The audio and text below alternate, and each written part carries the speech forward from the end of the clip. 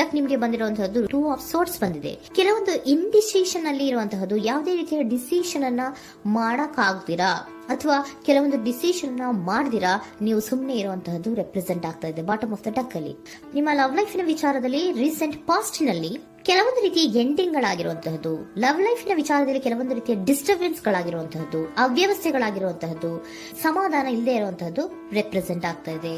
ಯಾಕೆ ಅಂದ್ರೆ love life ನ ವಿಚಾರದಲ್ಲಿ ಯಾವುದೇ ರೀತಿಯ ಪಾಸಿಟಿವ್ ಬದಲಾವಣೆಗಳಾಗುತ್ತಾ ಅನ್ನುವಂತಹದ್ದು ನೀವು ಪಾಸ್ಟ್ ನಲ್ಲಿ ನೀವು ನಿಮ್ಮ ಲವ್ ಲೈಫ್ ನಲ್ಲಿ ನೀವು ಆಲೋಚನೆಯನ್ನ ಮಾಡಿದ್ದೀರಿ, ಕೆಲವೊಂದು ಬದಲಾವಣೆಗಳಾಗುವಂತ ಸಾಧ್ಯತೆಗಳಿದೆಯಾ ಅಂತ. ಆದ್ರೆ ಎಂಡಿಂಗ್ ಗಳಾಗಿರುವಂತಹದ್ದು ಯಾವುದೇ ರೀತಿಯ ಸರಿ ಹೋಗಿಲ್ದೇ ಇರುವಂತಹದ್ದು ರೆಪ್ರೆಸೆಂಟ್ ಆಗ್ತಾ ಇದೆ. ತುಂಬಾ ಆಲೋಚನೆಯನ್ನ ಮಾಡಿರುವಂತಹದ್ದು ನಿಮ್ಮ ಲವ್ ಲೈಫಿನ ವಿಚಾರವಾಗಿ ನಿದ್ರಾಹೀನತೆಗಳಾಗಿದೆ. ಕೆಲವೊಂದು ರೀತಿಯ ಸ್ಟ್ರೆಸ್ಸಿಗೆ ಒಳಗಾಗಿರುವಂತಹದ್ದು ನಿಮ್ಮ ರೀಸೆಂಟ್ ಪಾಸ್ಟಿನಲ್ಲಿ ನಡೆದಿರುವಂತಹದ್ದು. ಲವ್ ಲೈಫಿನ ವಿಚಾರವಾಗಿ ಯಾವುದೇ ರೀತಿಯ ಅಂತ ಸಮಾಧಾನದ ಏನು ನಿಮ್ಗೆ ನಡೆದಿಲ್ಲ. ಆ ಕಾರಣಕ್ಕೆ ನಿಮಗೆ ಕೆಲವೊಂದು ವಿಚಾರಗಳನ್ನ ಡಿಸಿಷನ್ ತಗೊಳ್ಳುವಂತಹದ್ದು, ಡಿಸೈಡ್ ಅನ್ನ ಮಾಡುವಂತಹದ್ದು ನಿಮ್ಗೆ ಕಷ್ಟ ಆಗ್ತಾ ಇರೋದು. ನೀವು ಪ್ರೆಸೆಂಟ್ ಸಿಚುಯೇಷನ್ ಅಲ್ಲಿ ಬರುವಂತಹ ಆಫರ್ಗಳನ್ನ ನೀವು ಏನ್ ಮಾಡ್ತಾ ಇದ್ದೀರಾ ಅಂದ್ರೆ ರಿಜೆಕ್ಟ್ ಮಾಡ್ತಾ ಇದ್ದೀರಾ ಅಥವಾ ಮಿಸ್ ಮಾಡ್ಕೋತಾ ಇದ್ದೀರಾ. ಕೆಲವೊಂದು ಆಪರ್ಚುನಿಟೀಸ್ ಗಳು ಬಂದ್ರೂ ಕೂಡ ಅದರ ಬಗ್ಗೆ ನೀವು ಕರೆಕ್ಟ್ ಆಗಿ ಗಮನವನ್ನ ಕೊಡ್ತಾ ಇಲ್ಲ. ಯಾಕೆ ಕೊಡ್ತಾ ಇಲ್ಲ? ನಿಮ್ಗೆ ಗೊತ್ತಾಗ್ತಿಲ್ಲ ಏನ್ ಮಾಡ್ಬೇಕು. ಅದಕ್ಕೋಸ್ಕರ ನೀವ್ ಏನ್ ಮಾಡ್ತಿದ್ದೀರಾ, ಎಂಡಿಂಗ್ ಆದಂತಹ ಆಫರ್ಗಳಿರ್ಬೋದು ಅಥವಾ ಬೇರೆ ಯಾವುದೇ ಆಫರ್ಗಳಿರ್ಬೋದು ಬಂದ್ರೆ ಅದನ್ನ ನೀವು ಗಮನನೇ ಕೊಡದೇ ಇರುವಂತಹದ್ದು. ಯಾವುದೋ ಕೆಲವು ವಿಚಾರ ನಿಮ್ಮ ಲವ್ ಲೈಫಿನ ವಿಚಾರವಾಗಿ ಕೆಲವೊಂದು ರೀತಿಯ ಮತ್ತಷ್ಟು ಮುಟ್ಟೋದು ಅಂದ್ರೆ ರಿವ್ಯಾಲ್ಯೂಯೇಷನ್ ಅನ್ನ ಮಾಡ್ತಾ ಇರುವಂತಹದ್ದು ಪ್ರೆಸೆಂಟ್ ಆಗ್ತಾ ಇದೆ. ಪ್ರೆಸೆಂಟ್ ಅಲ್ಲಿ ನಾನು ಯಾವುದೇ ಆಫರ್ ಅನ್ನ ತಗೊಳ್ಳುವಂತ ಸ್ಥಿತಿಯಲ್ಲಿ ಇಲ್ಲ ಅನ್ನುವಂತ ರೀತಿಯಲ್ಲಿ ನೀವು ಆಫರ್ಗಳನ್ನ ಮಿಸ್ ಮಾಡ್ಕೊಳ್ಳುವಂತಹದ್ದು ಅಥವಾ ರಿಜೆಕ್ಟ್ ಮಾಡುವಂತಹದ್ದು ರೆಪ್ರೆಸೆಂಟ್ ಆಗ್ತಾ ಇದೆ. ನೆಕ್ಸ್ಟ್ ಕಾರ್ಡ್ ಬಂದಿರುವಂತಹದ್ದೇನು, ಪ್ರೆಸೆಂಟ್ ನಲ್ಲಿ ಪೇಜ್ ಆಫ್ ಸೋರ್ಟ್ಸ್ ಬಂದಿದೆ. ಯಾವುದೋ ಒಂದು ನಿಮ್ಮ ಲವ್ ಲೈಫಿನ ವಿಚಾರವಾಗಿ ಬಹಳಷ್ಟು ಕ್ಯೂರಿಯಾಸಿಟಿಯಿಂದ ಏನೋ ವಿಚಾರವನ್ನ ತಿಳ್ಕೊತಾ ಇದ್ದೀರಾ, ಬಹಳಷ್ಟು ಕ್ಯೂರಿಯಾಸಿಟಿಯಿಂದ ತಿಳ್ಕೊತಾ ಇದ್ದೀರಾ ಏನಾಗ್ತಾ ಇದೆ, ಹೇಗಾಗ್ತಾ ಇದೆ ಅಂತ. ತುಂಬಾನೇ ನೀವು ಕೆಲವೊಬ್ರು ಲವ್ ಲೈಫಿನ ವಿಚಾರದಲ್ಲಿ ತುಂಬಾನೇ ಮಾತು ಕೂಡ ಆಡ್ತಾ ಇರುವಂತಹದ್ದು ರೆಪ್ರೆಸೆಂಟ್ ಆಗ್ತಾ ಇದೆ. ಏನಾಗ್ತಾ ಇದೆ, ಹೇಗಾಗ್ತಾ ಇದೆ, ಈ ಗಲಿಬಿಲಿಗಳು, ಡಿಸ್ಟ್ರಾಕ್ಷನ್ಸ್ಗಳು ಅಥವಾ ಡಿಸಿಷನ್ಸ್ ನ ಮಾಡಕ್ಕಾಗದೆ ಏನಕ್ಕೆ ಒದ್ದಾಡ್ತಿದೀವಿ ಅನ್ನೋದ್ರ ಬಗ್ಗೆ ಕೂಡ ನೀವು ಕೆಲವೊಂದು ರೀತಿಯ ಮಾತಾಡ್ತಾ ಇರುವಂತಹದ್ದು ರೆಪ್ರೆಸೆಂಟ್ ಆಗ್ತಾ ಇದೆ. ಯಾವಾಗ ಕೆಲವೊಂದು ವಿಚಾರಗಳಲ್ಲಿ ನೀವು ಮಾತಾಡಿ ಕ್ಲಿಯರ್ ಅನ್ನ ಮಾಡ್ಕೊಂತೀರೋ ಆಗ ನೀವು ಕೆಲವೊಂದು ರೀತಿಯ ಆಕ್ಷನ್ಸ್ ಗಳನ್ನ ತಗೋಬೇಕು ಅನ್ನುವಂಥ ನಿರ್ಧಾರವನ್ನ ಮಾಡಿರುವಂತದ್ದು. ಆಫರ್ಗಳು ಬಂದ್ರೂ ಕೂಡ ರೆಫ್ಯೂಸ್ ಮಾಡ್ತೀರಾ. ಆದ್ರೆ ಏನೀಗ ಹಿಂದೆ ಪಾಸ್ಟಿನಲ್ಲಿ ನಡೆದಿತ್ತೋ ಅದು ಯಾಕಾಯ್ತು, ಏನಕ್ಕಂಗಾಯ್ತು ಅನ್ನೋದ್ರ ಬಗ್ಗೆ ಕೂಡ ನೀವು ಮಾತಾಡುವಂತ ಸಾಧ್ಯತೆಗಳು ರೆಪ್ರೆಸೆಂಟ್ ಆಗ್ತಾ ಇದೆ ಅಟ್ ಪ್ರೆಸೆಂಟಿನಲ್ಲಿ.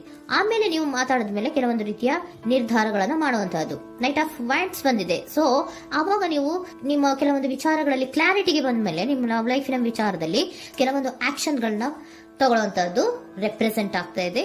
ಹಾಗೆ ಏನ್ ಆಕ್ಷನ್ಸ್ ಗಳನ್ನ ತಗೋತೀರಾ, ಈಗ ಕೆಲವೊಂದು ರೀತಿಯ ಆಫರ್ಗಳನ್ನ ನೀವು ಬಂದಂತಹ ಆಫರ್ಗಳನ್ನ ನೀವು ಏನ್ ಮಾಡಿದೀರಾ, ರೆಫ್ಯೂಸ್ ಅನ್ನ ಅಟ್ ಪ್ರೆಸೆಂಟ್ ಅಲ್ಲಿ ಮಾಡಿದ್ದೀರಾ. ಈಗಲೂ ಕೂಡ ನೀವು ಬಂದಂತಹ ಆಫರ್ ಅನ್ನ ನೀವೇನ್ ಮಾಡ್ತೀರಾ, ರೆಫ್ಯೂಸ್ ಅನ್ನ ಮಾಡ್ತೀರಾ ಅಥವಾ ರಿಜೆಕ್ಟ್ ಅನ್ನ ಮಾಡ್ತೀರಾ. ಯಾಕೆ? ಸೆಕೆಂಡ್ ಕಾರ್ಡ್ ನಿಮ್ಗೆ ಇಮಿಡಿಯೇಟ್ ಫ್ಯೂಚರ್ ನಲ್ಲಿ ಸೆಕೆಂಡ್ ಕಾರ್ಡ್ ಬಂದಿರೋದು ಯಾವುದು, ಹಾರ್ಮೆಟ್ ಕಾರ್ಡ್ ಬಂದಿದೆ. ಸೊ ಲೋನ್ಲಿನೆಸ್ ಅನ್ನ ರೆಪ್ರೆಸೆಂಟ್ ಮಾಡುತ್ತೆ. ಯಾಕೆ ಲೋನ್ಲಿನೆಸ್ ಅನ್ನ ರೆಪ್ರೆಸೆಂಟ್ ಮಾಡುತ್ತೆ? ಬೇಡಪ್ಪ, ಈ ಜಗ್ಲಿಂಗ್ಗಳೇ ಬೇಡ. ತುಂಬಾ ಜಗ್ಲಿಂಗ್ ಇದೆ ನಿಮ್ಮ ಲವ್ ಲೈಫಿನ ವಿಚಾರದಲ್ಲಿ. ಕೆಲವೊಬ್ಬರಿಗೆ ತುಂಬಾ ಜಗ್ಲಿಂಗ್ ಇದೆ. ಯಾವಾಗ್ಲೂ ಬ್ಯಾಲೆನ್ಸ್ ಅನ್ನ ಮಾಡ್ತಾ ಇರ್ಬೇಕು. ಈ ಕಡೆಗೆ ಹೇಳಿದ್ರೆ ಆ ಕಡೆಗೆ ಹೋಗುತ್ತೆ, ಆ ಕಡೆಗೆ ಹೇಳಿದ್ರೆ ಈ ಕಡೆಗೆ ಬರುತ್ತೆ. ಯಾವ ಕಡೆ ಅಂತ ಮಾಡೋದು ಅನ್ನುವಂತಹ ಆಲೋಚನೆಯನ್ನ ಮಾಡ್ತಾ ಇರುವಂತದ್ದು. ಸದ್ಯಕ್ಕೆ ಯಾವುದೇ ಆಫರ್ ಬೇಡ, ಸ್ವಲ್ಪ ಒಂಟಿಯಾಗಿರೋಣ ಅಂತ ನೀವು ಆಲೋಚನೆಯನ್ನ ಮಾಡ್ತಾ ಇರುವಂತದ್ದು ರೆಪ್ರೆಸೆಂಟ್ ಆಗ್ತಾ ಇದೆ.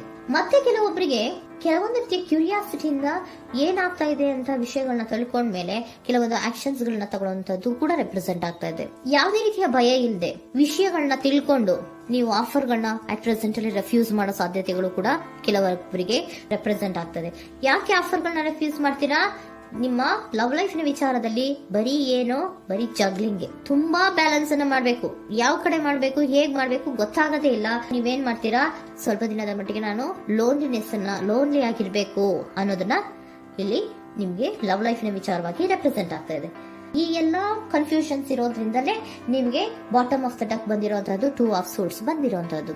ಸೊ ಇಂಡಿಸಿಷನ್ ಆಗ್ತಾ ಇರೋಂಥದ್ದು. ಏನ್ ಮಾಡ್ಬೇಕು ಗೊತ್ತಾಗಲ್ಲ. ಅದಕ್ಕೇನೆ ನೀವು ಇಲ್ಲಿ ಕುತ್ಕೊಂಡ್ಬಿಟ್ಟಿದ್ದೀರಾ.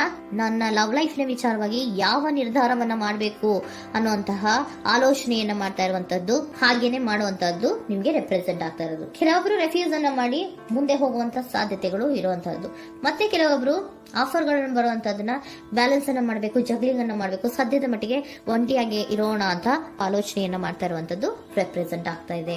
ನಿಮ್ಗೆ ಏಂಜಲ್ ಗೈಡೆನ್ಸ್ ಏನ್ ಕೊಡ್ತಾ ಇದ್ದಾರೆ?